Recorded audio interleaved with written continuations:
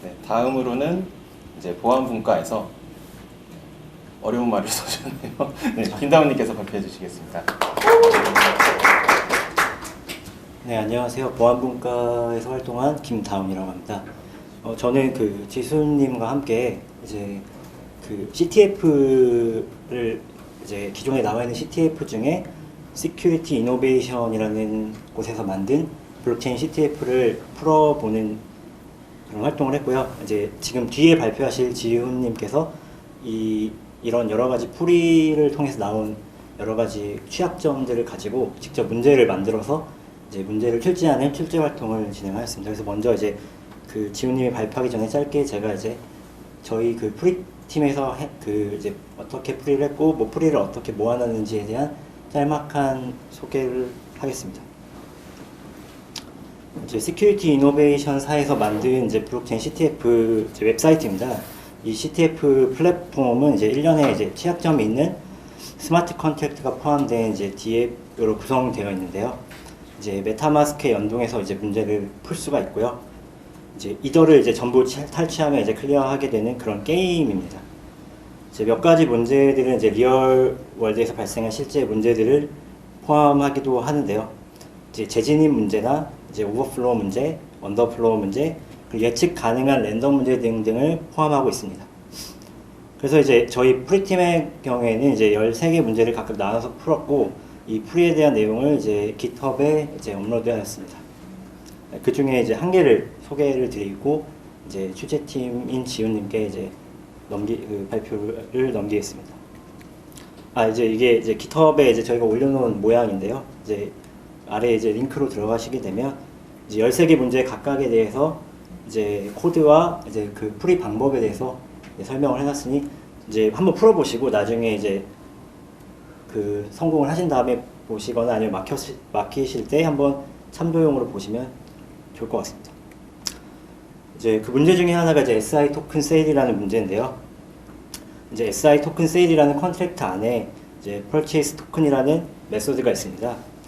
여기에 이제 적어놨다시피 이제 이 안에는 취약점이 존재하게 되는데요.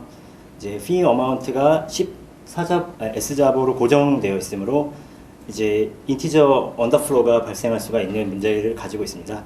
이제 해당 메소드가 이제 인터널로 이어서 이제 직접 호출을 할 수가 없지만 이제 문제를 잘 보다 보면 이제 아래쪽에 폴백 함수가 이 이제 메소드를 호출할 수 있게 되어 있습니다.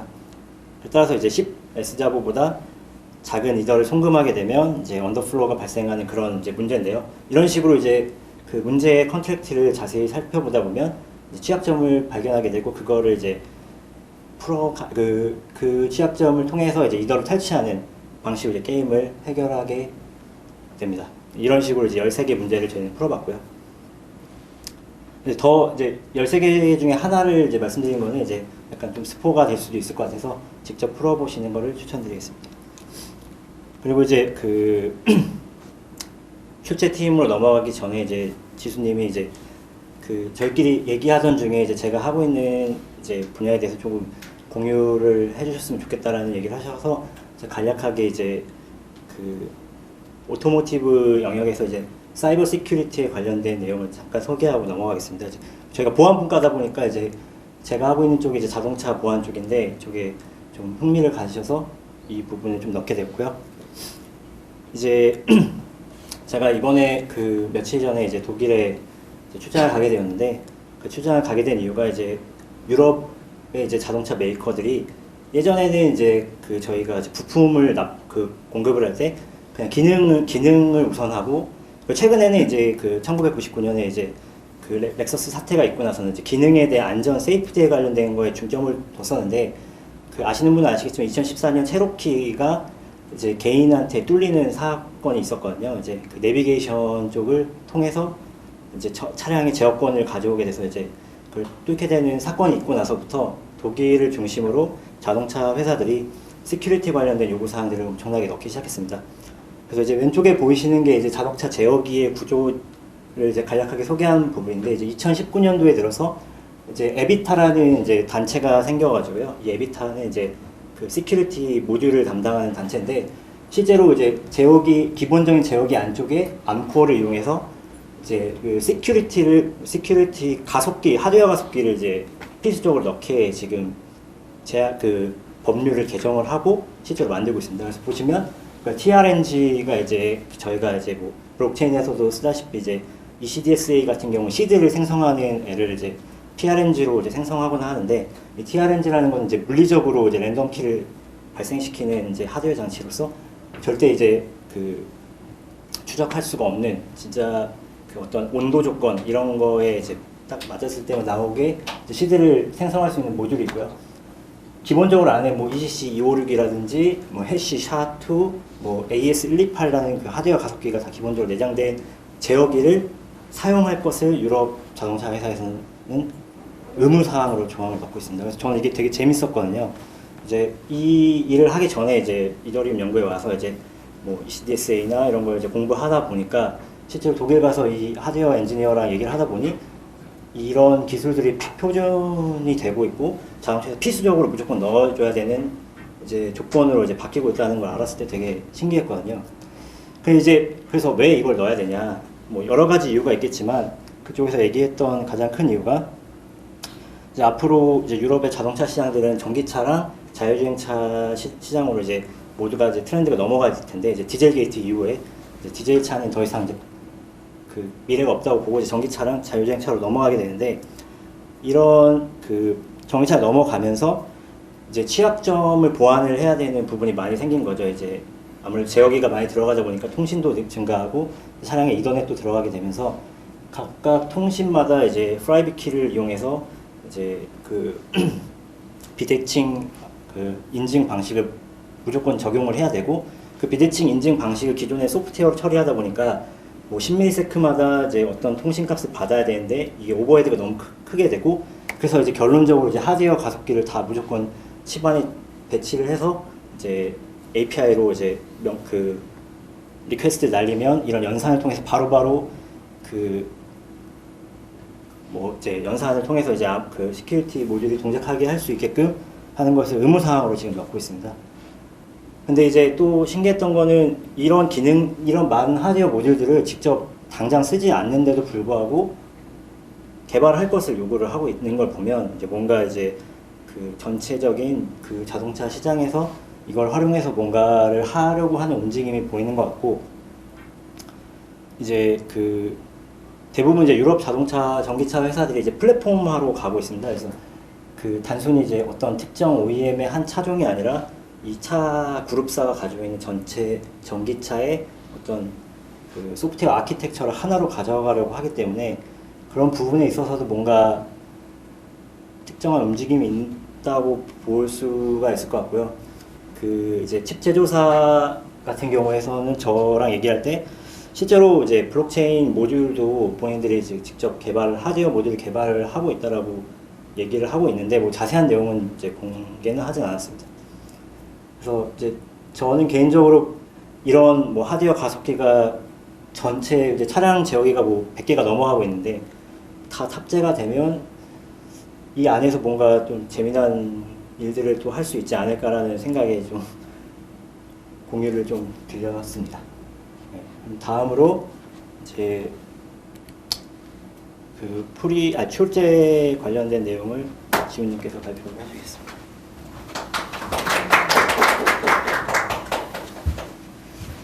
안녕하세요.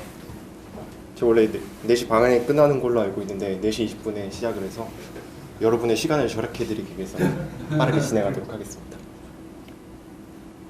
혹시 CTF라고 들어보신 적 있나요? 보통 이제 캡처 더 플래그라고 해가지고 해킹 방어대로 많이 알려져 있는데, 블록체인에서도 유명한 CTF 제공 사이트 한 3개 정도가 있습니다. 이 중에서 이더넛 혹시 풀어보신 분 있으십니까? 보통 스마트 컨트랙트 솔리디티 보안을 공부하려면은 이더넛이 가장 필수적인데요. 오프제플린에서 제작을 했고요. 풀어보신 분이 있다라면은 저 모든 문제 해설 풀이가 제가 한국인 최초로 다 올려가지고 구글에서 검색하면 예, 그래서 이 3개 위주에서는 실제 리얼월드나 혹은 개발자가 알아야 될 지식들을 바탕으로 CTF를 구성했는데요. 저는 이 3개의 문제를 거의 다 풀어봤습니다. 그리고 여기 이후에 나오는 문제들은 제가 원래 개발자의 길을 걷다가 해커의 길을 걸은 지 한 2달 정도 됐어요. 근데 이거와 이런 거는 꼭 알았으면 좋겠다 하는 점으로 여기 세계에서는 나오지 않는 유형으로 한번 문제를 제작해봤습니다. 그래서 스텝 1, 2로 있는데 하나는 이더스캔을 활용법을 알려드릴 거예요. 생각보다 이더스캔 활용 방법을 잘 모르시더라고요. 그래서 이거를 하면은 좀 더 심화로 나가면은 이더리움 주소 생성의 원리를 알 수 있고, 또 하나는 API를 사용한 기능 활용을 공부할 수가 있습니다. 또 하나는 데이터 구조인데요. 데이터 구조를 알아야, 그 데이터 구조를 알기 위해서 데이터 표현 방법과 인코딩, 디코딩 간단한 암호화하고 데이터 저장 원리 한번 소개해 보겠습니다. 이더스캔 활용하기인데요. 이 문제는 그냥 실제로 한 CTF에서 제공됐던 문제인데 사용자의 펍키만 넣으면은 문제가 해결되는 문제입니다. 저기 인증 부분에 펍키를 넣으면 되는데, 근데 보통 펍키를 얻기 위해서는 그 모듈이나 다른 거를 사용하는데 이더스캔에서도 우리는 펍키를 얻을 수가 있습니다. 이더스캔을 가입한 다음에 API 키를 토큰을 받아서 네트워크를 선택하고 어떤 API를 쓸지를 활용하면 그 명세대로 사용을 하면은 다음과 같은 결과값을 알 수 있습니다. 그래서 저기 펍키가 중간에 나오는데 펍키를 저 문제에다 던지면 해결되는 문제였고요. 이 문제는 왜 갖고 왔냐면은 보안과 관련돼서 저기 이더리움 주소는 V하고 R하고 S의 값으로 펍키와 프라이빗 키가 결정이 되는데요. 실제로 2017년 이전에 아까도 그 논스 값의 중요성을 말씀하셨는데 동일한 논스 값이 여러 번 발생해가지고 PPK가 노출된 적이 있었습니다. 그 해당 익스플로이 코드도 구글에 작성되어 있고요. 이 버그 같은 경우에는 2018년을 넘어오면서 패치가 된 걸로 알고 있습니다. 그러나 만약에 그 이전에 배포한 그 주소가 있다면은 그 해당 익스플로이 코드를 통해서 PPK를 추출할 수가 있습니다. 이런 이슈가 있었다는 것을 소개해 드리려고 한번 이 문제를 갖고 와봤고요. 두 번째는 솔리디티 데이터 구조입니다. 여러분 혹시 이거 보시고 감이 오십니까? 보통 CTF에 참여하시면은 이런 조건이 주어지고 내가 문제를 해결해 나가야 합니다. 첫 번째는 차형으로 이더리움이 들어가 있고, 여기 제가 좀 원래는 참여형을 기대를 했어요. 혹시 이거 힌트 2, 힌트 3, 힌트 4 무슨 구조이신지 아십니까?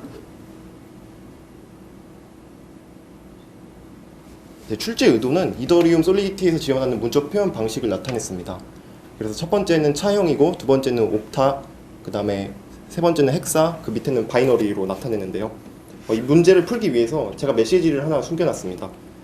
그래서 이런 인코딩, 디코딩 사이트를 하면은 헥사를 넣으면 아스키로 표현된다는 걸 알 수 있고, 바이너리는 컨트랙트라는 걸 알 수 있습니다. 그래서 이 주어진 조건으로 플래그를 얻기 위해 조합을 해보면은 이더리움 컨트랙트는 아스키를 지원한다 라는 플래그를 얻을 수 있고, 이 플래그를 제출하게 되면 문제를 풀 수 있는 방식입니다. 저희는 이 문제를 통해서 솔리디티에서 지원하는 문자 표현 방식을 공부할 수 있었습니다. 그 다음은 인코딩과 디코딩 문제인데요. 어떻게 해결할지 한번 생각을 해보시면은, 첫 번째 저희가 접근할 수 있는 거는 using the 이더스캔이라고 합니다. 근데 우리가 알고 있는 using the 이더스캔의 이더리움 주소와 많이 다르죠. 인코딩과 디코딩을 많이 접해보셨다면은 이건 이제 URL 인코딩이라는 걸 알 수가 있습니다. 그래서 URL 컨버터에 넣고 어떤 또 저희 필수적으로 필요한 컨버터들을 이용하면은 그 해당 제공된 URL 주소로 얻은 URL 주소를 이더스캔에 넣으면은 이더스캔에 다음과 같은 화면이 나옵니다. 그러면 실제로 우리는 이더스캔에서 문제를 풀려면 어떤 조건을 봐야 될까요? 그 블록체인의 대부분의 데이터는 컨트랙트나 이벤트에 기록이 되는데요. 그 이벤트에 기록된 내용을 바탕으로 하면은 헥스값을 텍스트로 바꿔보거나, 그러면 저희 숨겨져 있는 777이라는 키가 나옵니다. 이 777을 넣고 지금 제가 빠르게 넘어가서 이해가 안 되실 수도 있는데, 그냥 실제 CTF에서 문제가 제공되는 방식을 저만으로 이제 블록체인에서 어떻게 하면 풀 수 있을까 한번 표현해 봤습니다. 그래서 이더스캔에서 얻은 정보의 777을 컨트랙트에 넣고 대입하면 다음과 같은 스트링 값이 나오는데, 이제 해커의 감이 있다면 저게 무슨 값인지 바로 직감이 옵니다. 바로 베이스 64로 인코딩 되는 걸 알고 있습니다. 우리는 베이스 64로 디코딩을 하면은 이더스캔은 UTF-8을 지원한다 라는 값을 얻을 수 있고요. 이거를 한 번 더 꼬았습니다, 제가. 그래서 유니코드 편집기에다 넣으면은 다음 값 같은 없고, 다음 값을 들여놓으면은 락이 풀리면서 플래그를 얻게 되는 방식입니다. 이 문제를 통해서 저희는 그 솔리디티에서 이벤트 함수를 파악하고 인코딩과 디코딩 방법, 혹은 이더스캔 활용법이나 문자열 지원 방법 등을 공부할 수가 있었습니다. 그 다음은 투시입니다. 사실 앞선 문제들은 모든 데이터를 볼 수가 있습니다. EVM을 통해서 데이터가 어떻게 저장됐는지 확인하면은 프라이빗으로 선언한 변수들도 모두 다 확인 가능한데요. 그래서 전에 제가 블로그에 이런 글을 올린 적이 있는데, 이게 힌트를 따라서 만약에 데이터 구조를 그림으로 그리면서 풀으면은 다음과 같은 3개의 플래그가 나옵니다. 이 플래그에서 하나 제출하면 문제가 풀리는 거고요.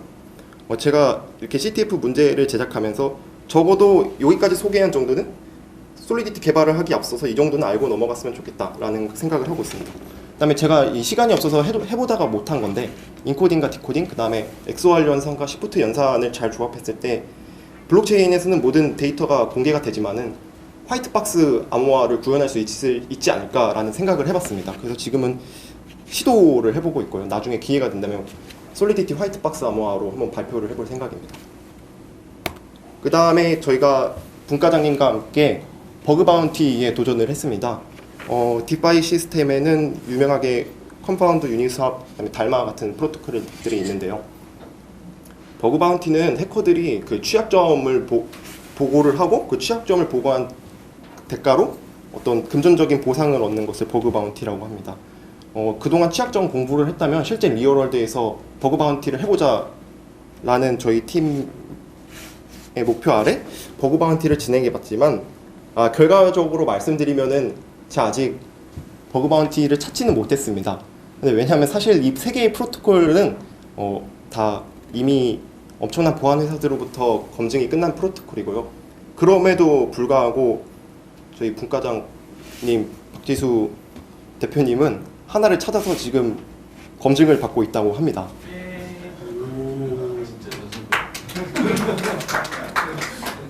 어디 거예요? 비밀입니다. 돈 받으면 알려드릴게요. 그래서 취약점 분석 후기를 말씀드리려고 하는데요.